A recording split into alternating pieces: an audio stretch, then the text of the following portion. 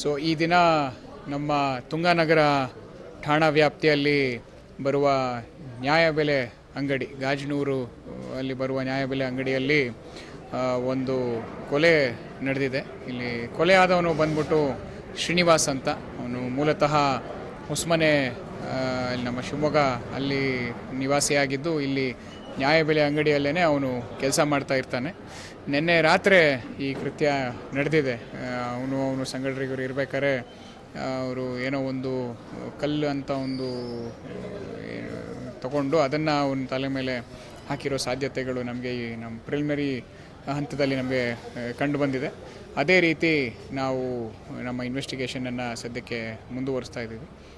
ಆದಷ್ಟು ಶೀಘ್ರದಲ್ಲಿ ನಾವು ಆರೋಪಿಗಳನ್ನು ಪತ್ತೆ ಹಚ್ಚೋ ಕಾರ್ಯವನ್ನು ಮಾಡ್ತೀವಿ. ಆಲ್ರೆಡಿ ಇವನು ಮೇನ್ ಕೂಲಿ ಕೆಲಸ ಮಾಡೋನೇ, ಅವನು ಗಾರೆ ಕೆಲಸ ಮಾಡೋರೇ. ಅವರು ಇಲ್ಲಿ ನ್ಯಾಯಬೆಲೆ ಅಂಗಡಿಯಲ್ಲೇ ಕೆಲಸ ಮಾಡ್ತಾ ಇದ್ದಿದ್ದು. ನಿನ್ನೆ ರಾತ್ರಿ ಎಲ್ಲರೂ ಒಟ್ಟಿಗೆ ಪಾರ್ಟಿ ಮಾಡಿದ್ದಾರೆ. ಇಲ್ಲಿ ಆ ಟೈಮಲ್ಲಿ ಏನಾದರೂ ಆಗಿರ್ಬೋದು ಅಂತ ನಮ್ಮ ಊಹೆ ಇದೆ. ಆ ಒಂದು ಆ್ಯಂಗಲಲ್ಲೇ ನಾವು ನಮ್ಮ ಇನ್ವೆಸ್ಟಿಗೇಷನನ್ನು ಇವಾಗ ಮುಂದುವರಿಸಿದ್ದೀವಿ ಸದ್ಯಕ್ಕೆ.